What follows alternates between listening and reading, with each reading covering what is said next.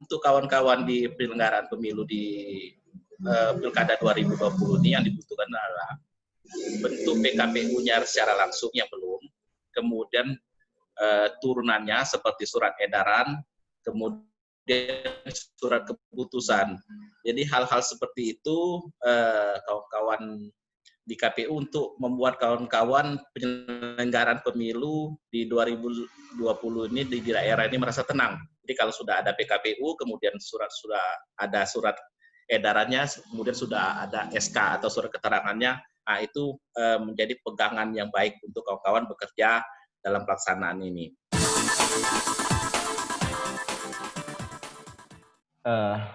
Berarti semua segmen, artinya dalam semua tahapan para penyelenggara itu harus kerja keras, Pak ya, dalam untuk meningkatkan partisipasi pemilih itu dalam hajatan besar ini 2020 ini, Pak ya. Iya. Saya coba ingin menggali tentang apa namanya, Pak, public trust lah gitu. Kita tidak bisa memungkiri ya.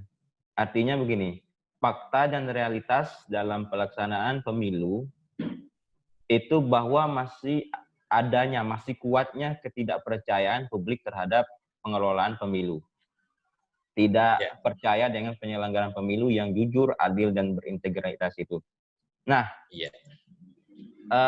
menurut Pak Penti sendiri, sebagai salah satu mungkin penyelenggara lah, orang yang terlibat langsung dalam proses penyelenggaraan pemilu. Dengan melihat situasi saat ini, dengan adanya pandemi COVID-19 ini, kira-kira bagaimana sih tingkat kepercayaan publik itu terhadap penyelenggaraan pemilu ini? Apakah ini bisa dikatakan bagaimana meyakinkan masyarakat gitu loh? Karena bisa aja masyarakat, terutama nanti yang memunculkan isu-isu seperti itu adalah masyarakat yang kalah. Kira-kira bagaimana, Pak Mendy? Ya, jadi saya tidak bisa memungkiri juga ya, ada beberapa memang trust kepercayaan masyarakat yang sedikit menurun terhadap kawan-kawan penyelenggaraan pemilu. Makanya dari tahun ke tahun, KPU selalu membuat terobosan-terobosan baru untuk meningkatkan kepercayaan masyarakat terhadap penyelenggaraan baik itu pemilu maupun pilkada. Kita ketahui bersama, kalau dulu sering kita dengar kadang seperti kita ambil permasalahan DPT yang nggak kelar-kelar, kemudian tidak transparan. Nah, akhirnya KPU menggunakan sistem aplikasi Sidali. Nah, itu seluruh masyarakat Indonesia bisa mengecek dengan menggunakan Android, bisa mengecek dikeluarkan oleh KPU. Itu semua masyarakat bisa mengecek.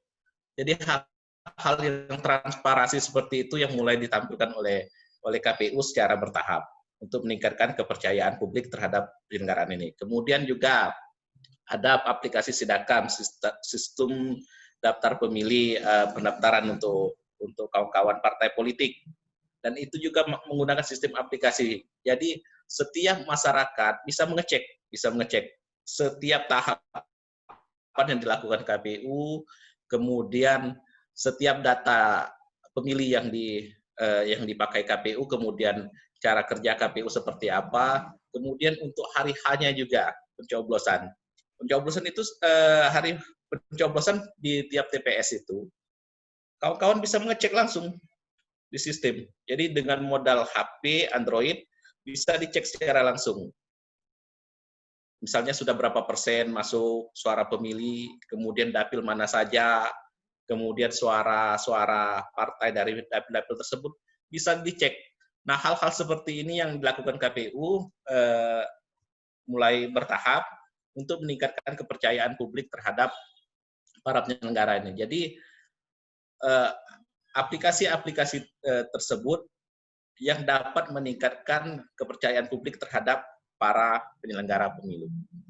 Oke, Pak. Artinya dari pihak penyelenggara sendiri udah mensiasati, Pak ya, bagaimana Ya, untuk meningkatkan public trust itu sendiri ya.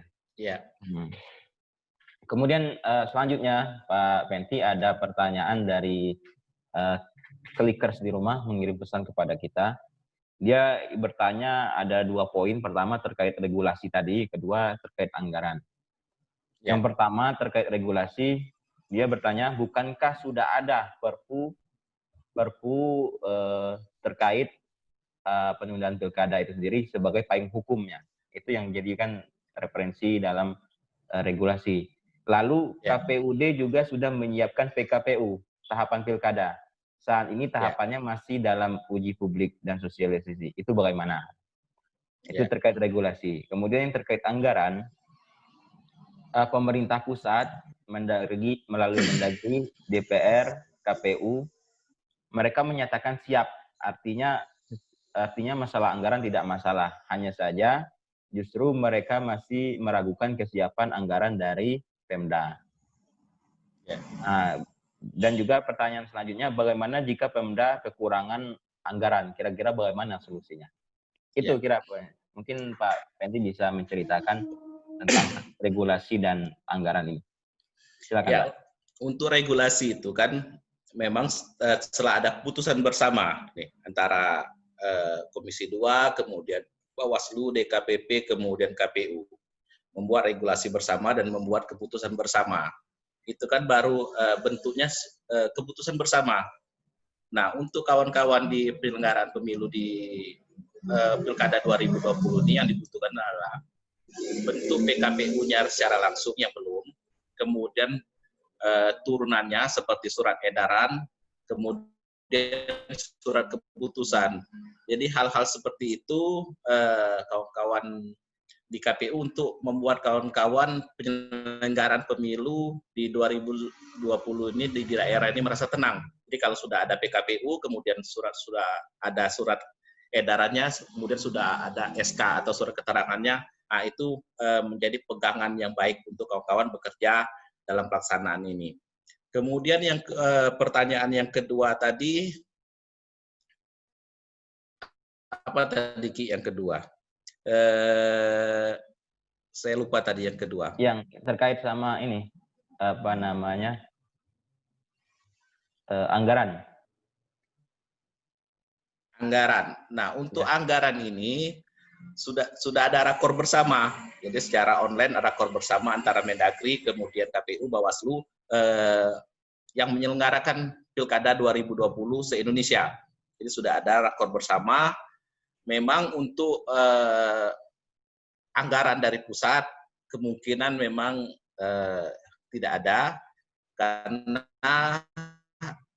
kemungkinan dibebankan oleh pusat terhadap Pemda masing-masing.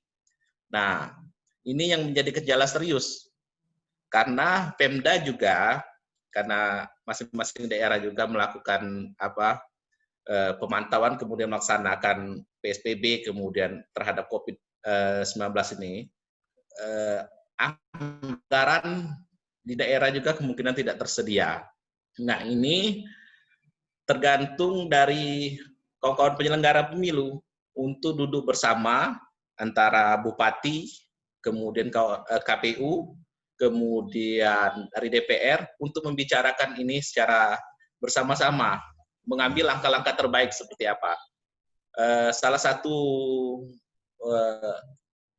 usulan dari Kemendagri kemarin bahwa KPU kabupaten kota yang melaksanakan pilkada harus melaksanakan rasionalisasi anggaran. Jadi mana anggaran yang tidak terlalu urgent, tidak terlalu penting dicoret. Kemudian dari hasil rasionalisasi anggaran itu berapa sisa anggaran yang lama, kemudian berapa kebutuhan anggaran yang baru. Nah, itu nanti harus dibicarakan bersama antara penyelenggaraan pemilu, baik itu KPU, kemudian Pemda setempat, kemudian DPR, mengambil langkah-langkah konkret seperti apa sehingga pelaksanaan pemilu serentak 2020 ini masih bisa berjalan dengan baik. Artinya, Pak, untuk keputusan bahwa apabila pemerintah daerah kekurangan anggaran, itu masih belum bisa diputuskan solusi seperti apa, Pak ya. Iya, Sejauh ini masih tahap pada pembicaraan, iya, mencari solusi bersama. Begitu, Pak solusi. Pendi ya? Iya, rasionalisasi anggaran bahasanya. Bahasanya rasionalisasi anggaran. Iya. Oke, Pak. Kemudian saya coba ingin bertanya terkait ini, Pak, kita tidak bisa memungkiri lah bahwa pandemi ini belum tentu kapan selesainya. Artinya Ya, bahkan ada yang beranggapan bisa selesai 2021 tahun depan dan next ya, sampai vaksinnya ditemukan. Nah, untuk pelaksanaan pilkada itu yang telah ditentukan 9 Desember itu kan masih banyak yang pro dan kontra. Ada ya. beberapa pihak yang masih pro, ada juga pihak yang kontra. Nah, kalau saya boleh bertanya mungkin secara lebih dalam, Pak Penti sendiri termasuk orang yang pro atau kontra dalam dilaksanakan pilkada 9 Desember itu nanti? Kalau kami kabupaten kota ini tidak bisa sebenarnya menempatkan diri dia pro atau kontra. Yang pastinya apapun yang menjadi keputusan pusat, maka kami daerah siap melaksanakannya.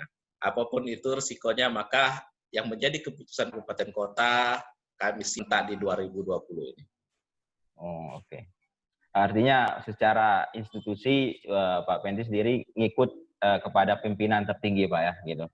Iya, hierarki kita KPU RI. Oh iya, ya.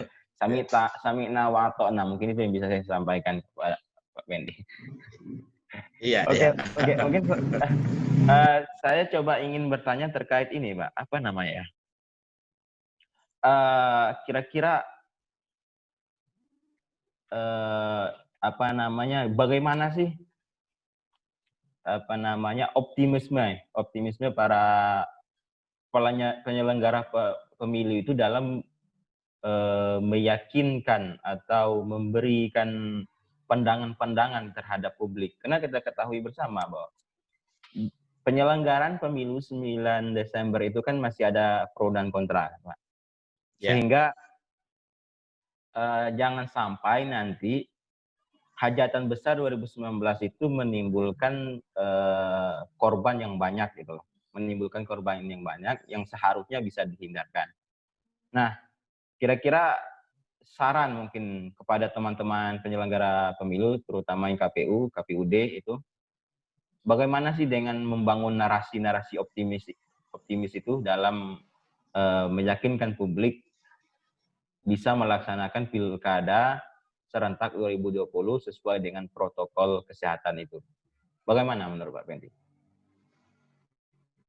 Ya, itu menjadi tugas berat kawan-kawan KPU yang melaksanakan pilkada serentak 2020 ini. Maka kita memang harus membangun narasi-narasi optimis seperti memberikan penjelasan yang baik terhadap tahapan-tahapan yang kita lakukan, kemudian dengan selalu mengedepankan protokol kesehatan. Jadi selalu konsultasi dengan panitia dari tim dalam hal ini provinsi ataupun Pemda terhadap protokol kesehatan seperti apa yang ketika kita harus turun ke lapangan. Karena jujur saja ketika pintu tahapan ini dibuka, maka kawan-kawan memang harus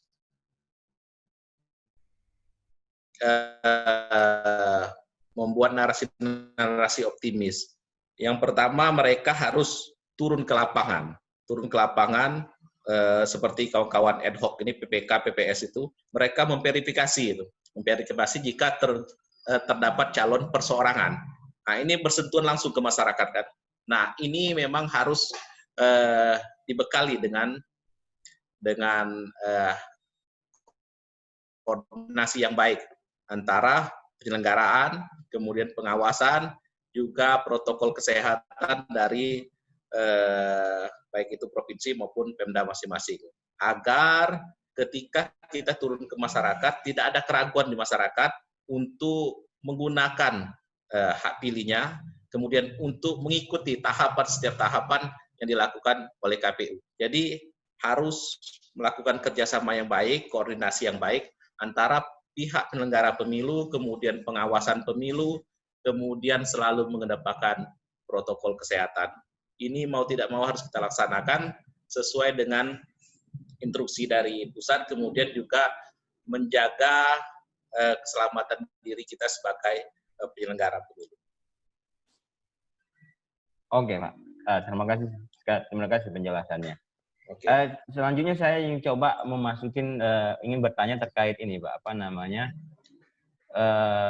sinkronisasi data daftar pemilih. Menurut Pak Pendi sendiri bagaimana? Karena kemungkinan kita dengan adanya pandemi COVID-19 ini ada perubahan besar jumlah daftar pemilih. Apakah itu bisa dikatakan berkurang atau menyusut atau juga mungkin bisa bertambah? Itu saya tidak tahu. Tapi menurut Pak Pendi sendiri sebagai praktisi lah di bidang penyelenggaraan pemilu ini sendiri, bagaimana melihat ini, kemungkinan ini? Silakan, Pak. Kalau kemungkinan ini, saya pikir kalau untuk penambahan atau pengurangan, kalau untuk kita secara Bangka Belitung tidak terlalu signifikan ya, terlalu signifikan karena sampai dengan saat ini pun yang positif COVID-19 ini masih di bawah angka 100. Angka 100, kemudian untuk Bangka Belitung cuma 1 yang meninggal dunia. Jadi untuk penambahan atau pengurangan kemungkinan kecil kemungkinannya.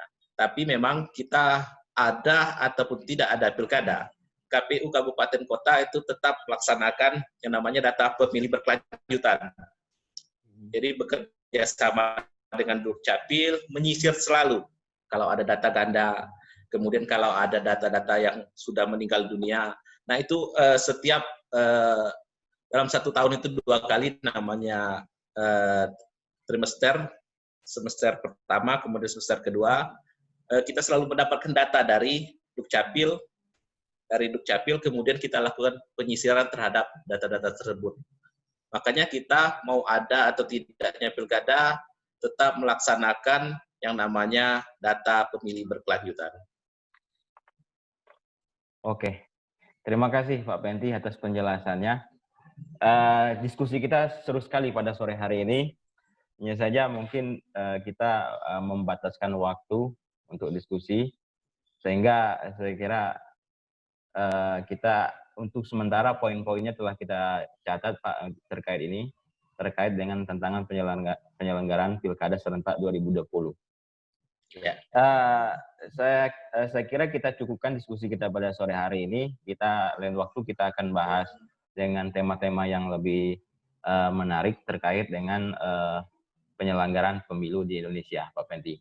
Sebelum saya tutup diskusi kita pada sore hari ini, saya meminta kepada Pak Penti statement closing terkait tantangan penyelenggaraan Pilkada serentak 2020 ini dalam pusaran COVID-19.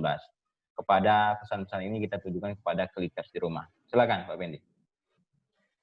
Oke, bagi kawan-kawan Klikers di rumah, penyelenggaraan pemilu di 2020 ini dalam badai COVID-19 ini, mari kita berpikir secara rasional, kemudian tetap gunakan hak pilih kita di kesempatan masing-masing, menggunakan hak pilihnya, datang ke TPS. Jangan lupa dengan selalu mengedepankan protokol kesehatan. Kita bentuk partisipasi kita itu adalah tanggung jawab kita sebagai warga negara yang baik, sehingga negara kita ini menjadi lebih berdaulat. Jadi seperti itu. Yang pertama, tantangannya bagi kawan-kawan penyelenggara pemilu tadi, anggaran harus diperjelas, sehingga kerja kawan-kawan di kabupaten kota itu bisa tenang. Yang kedua, regulasinya juga harus jelas, sehingga setelah pilkadanya selesai, maka tidak ada tuntutan di kemudian hari. Kemudian yang ketiga, mari kita sama-sama berangkulan tangan, menggunakan hak pilih kita datang ke TPS, sehingga partisipasi masyarakat menjadi tinggi dan meningkat. Oke, terima kasih Pak Penti atas statement closing-nya. Para klikers di rumah, kita telah berada di ujung waktu. Kita akan mengakhiri diskusi kita pada sore hari ini. Sebelum saya tutup, saya mengucapkan terima kasih banyak kepada Pak Penti. Pertama, atas waktunya. Kedua, atas informasi dan ilmunya juga. Semoga Pak Penti yang berada di Pangkal Pinang sehat terus Pak ya, dan selalu jaga kesehatan. Amin. Dalam suasana Syawal ini, saya juga mengucapkan minal aidin wal faizin, mohon maaf lahir batin. Sama-sama Ki. Minal aidin wal faizin. Oke, terima kasih Pak Penti. Para klikers di rumah, kita tutup diskusi kita pada sore hari ini. Semoga apa yang kami dari tim Quick TV Pak sampaikan dengan Pak Penti dapat memberi pengetahuan baru kepada para klikers di rumah dan beri manfaat untuk kita semua. Saya tutup. Wallahu muwaffiq ila aqwamit thoriq. Wassalamualaikum warahmatullahi wabarakatuh.